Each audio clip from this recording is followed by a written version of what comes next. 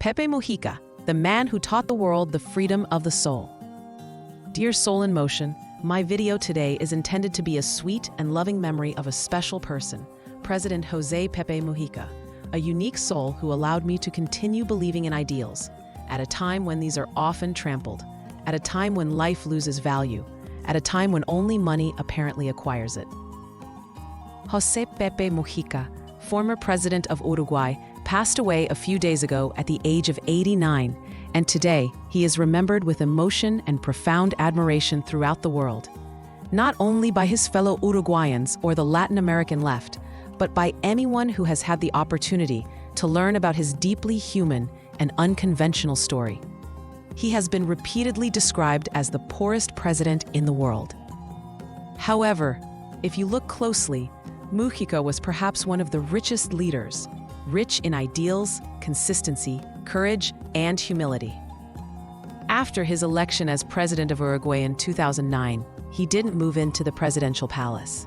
He continued to live in his modest country house on the outskirts of Montevideo. He continued to drive his old blue 1987 Beetle, flew economy class, and decided to donate nearly 90% of his salary to charity. But that alone didn't make him an example.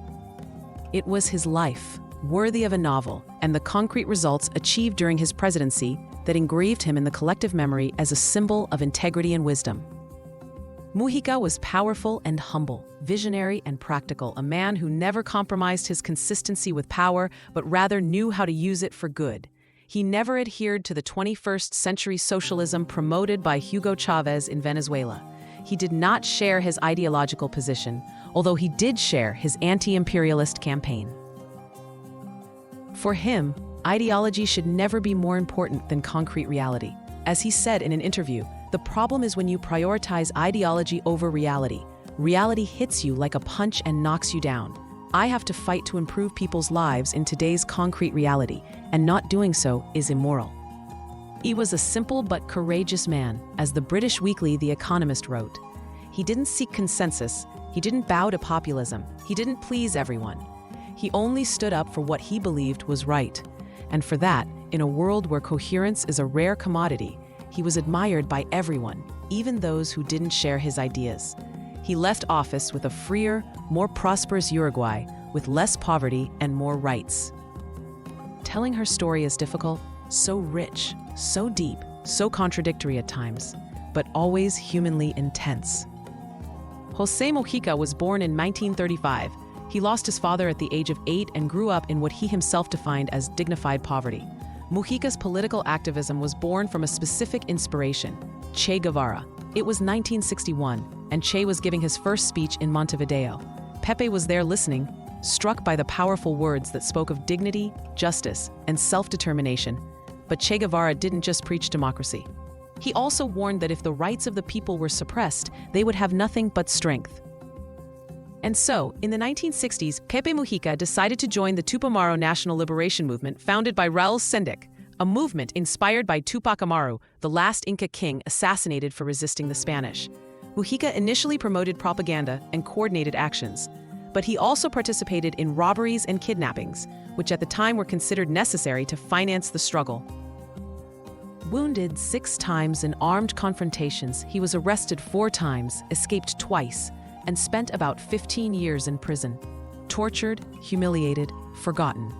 During that period, he changed his identity. He took the nom de guerre Facundo Paraga, after a legendary Argentine wrestler. These were years of extreme isolation, torture, and deprivation. For 2 years, he was locked in a hole in the ground, shared with mice and frogs. But he didn't break. Once, speaking to American students, he said, "Prison was bad, but at the same time, I found myself again. If something ever happens to you, remember, you are strong, you can start over, and it's worth it." Then, after another arrest, he became Ulpian, after the Roman jurist who upheld 3 simple laws: live honestly, harm no one, and give to each his due. Released in 1985 thanks to an amnesty, he abandoned the armed struggle and dedicated himself to politics. He founded the Popular Participation Movement and joined the Broad Front Coalition.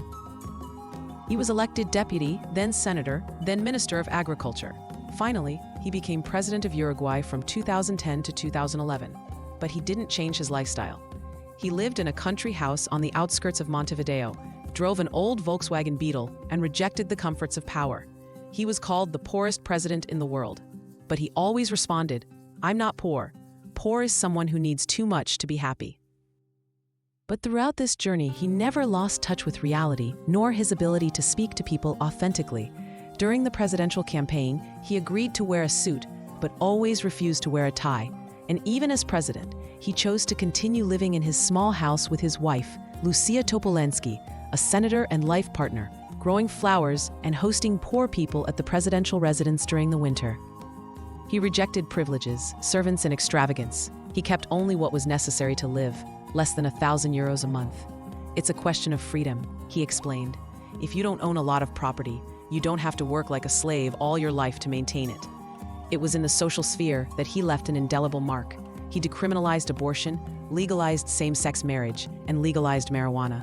Historic measures, especially in an often conservative and religious part of the world. His fame exploded abroad. He was beloved for his spontaneous outbursts, his consistency, and that famous phrase, "Sorry, I have to help my wife pick pumpkins." Argentine President Alberto Fernandez called him the last of the hippies. Mujica was an effective, direct, and moving speaker. In his speeches at the United Nations and at the CELAC summits, he spoke of the need to curb consumerism, the beauty of sobriety, and the value of human relationships. For him, happiness should be a political objective, and economic growth could not be an end in itself. Even in economics, he knew how to combine pragmatism and justice. He did not nationalize natural resources because he feared harming workers. He sought investment, promoted renewable energy, and supported wages. During his reign, the economy grew by 3.6% annually.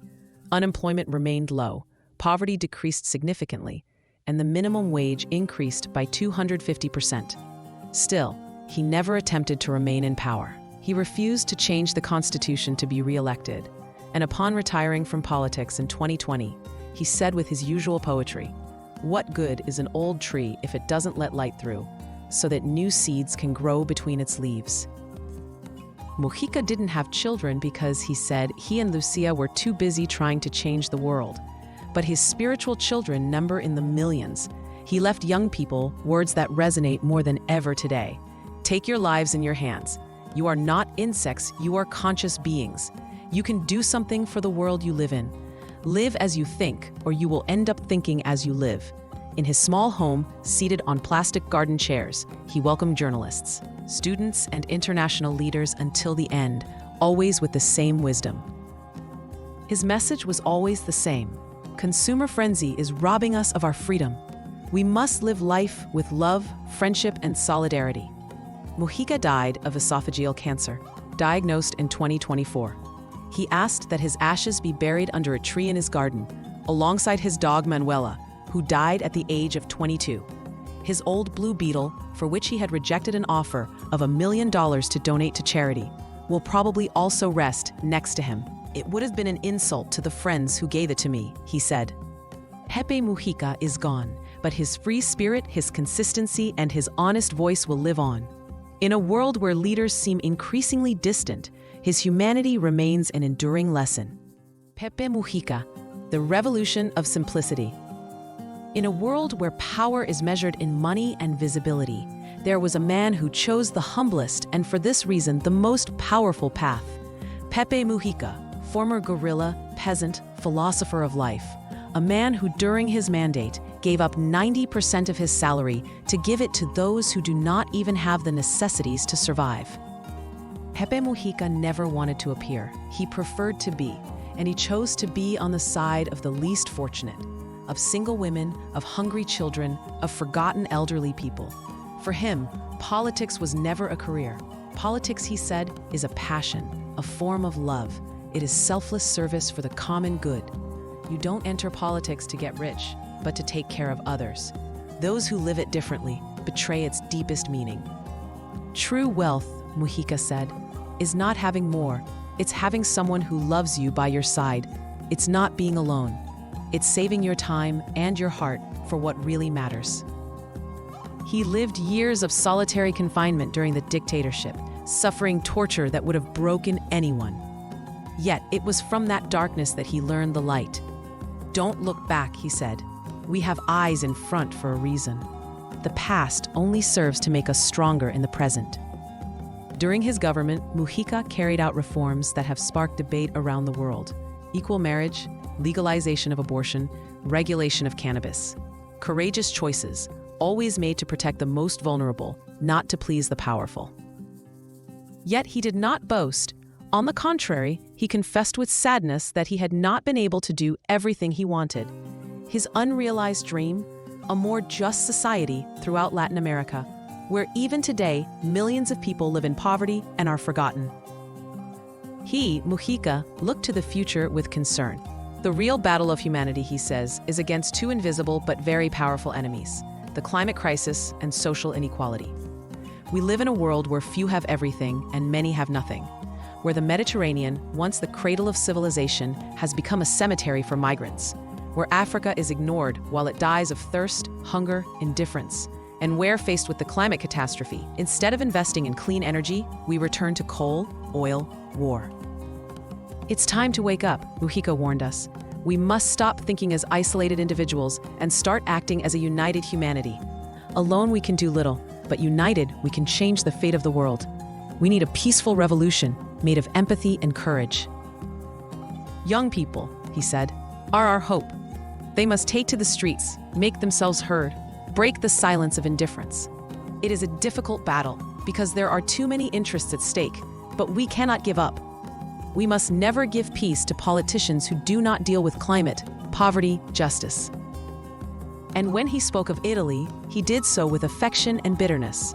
My Italy, you are unique, you are full of beauty, but also of political chaos. He made a heartfelt appeal to Italian leaders. Get out of the palaces, walk among the people, look at the poor, listen to the pain of your people, and have the courage to feel empathy. You will not take money to the grave. And finally, to young people, he offered his greatest advice. You can live simply. You can choose. You are not leaves in the wind. You are beings endowed with consciousness, and consciousness allows you to dream. Put your life at the service of your dreams. Don't sit around complaining. Don't be fooled by consumerism. Move, fight, live, love, suffer, cry. Have the courage to feel deep emotions. Pepe Mujica was a simple man, but in his words lives a great truth. You don't need to have much to be happy.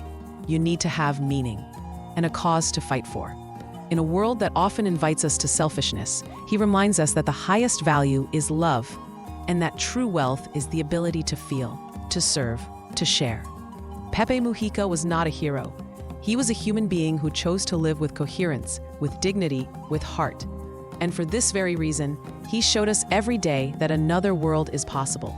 A world where politics is service, where poverty is not ignored, where the future is built together step by step.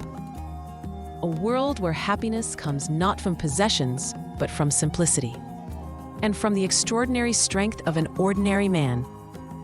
José Pepe Mujica, the last warrior of light. I want to die a slave to my principles, not to men. Emiliano Zapata. A man, an extraordinary figure of our time, who has inspired and continues to inspire entire generations. A man who, for many, represents the living incarnation of the term warrior of light.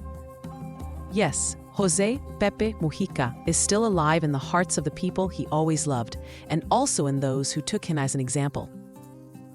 A simple man, deeply connected to the land, gifted with an uncommon emotional intelligence, Pepe has chosen throughout his life to remain common, incorruptible, accessible, and for this, extraordinary.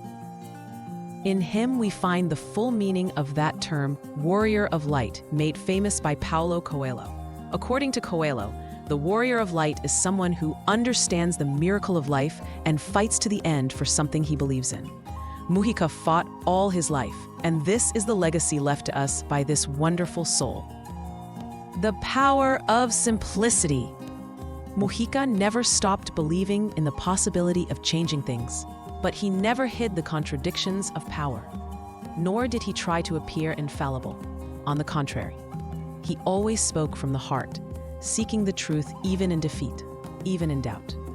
He said, "Freedom is the time of life that passes and that we spend on the things that motivate us." We don't need freedom to agree, but to disagree. To be strong, the weak must put together many pieces, but for this, you must be open, tolerant, negotiating. And then again, good faith is our only intransigence. Almost everything else is negotiable. A man who made peace with time. Pepe Mujica was a rebel, a politician, a farmer, a thinker, but above all, a man who made peace with his time, who during this last year, in the face of illness, chose dignity. He did not seek a desperate struggle to prolong his life, but preferred to live it with intensity until his last breath.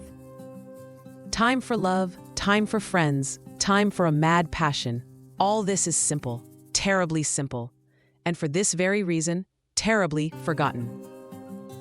In a world that runs and forgets, Mujica reminds us that politics is not possession but service, that freedom is not a granted right but a daily conquest, and that living well is more important than living long. Every time you fall and feel defeated, get back up, because every day a new dawn breaks. Pepe Mujica lived many lives in one. Now he has crossed the threshold of eternity with the same coherence with which he crossed the storms. In silence, yes, but with light in his eyes. That of warriors who do not need to fight to shine. If you have found food for thought in my video, I ask you to share it, like it, and subscribe to continue to keep my channel alive, to always be able to offer you videos with emotional depth, in which I like to compare myself with you, dear soul on the move. Thanks, and see you next video.